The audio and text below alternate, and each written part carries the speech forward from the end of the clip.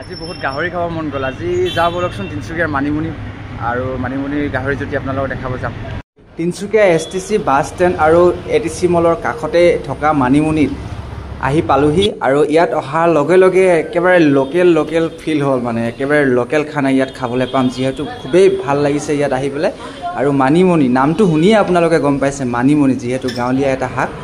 তাৰপিছতে মই ইয়াৰ মেনুখন চাই পেলাই ইয়াত অৰ্ডাৰ দিলোঁ গাহৰি কাৰী আৰু লগতে দেখিছেনে এখন ভেজ থালি, কেইবাটাও মানে চাটনি আৰু প্লাছ কলডিলৰ জোল, দালি, বহুতখিনি মানে সজাই দিয়ে ধুনীয়াকৈ।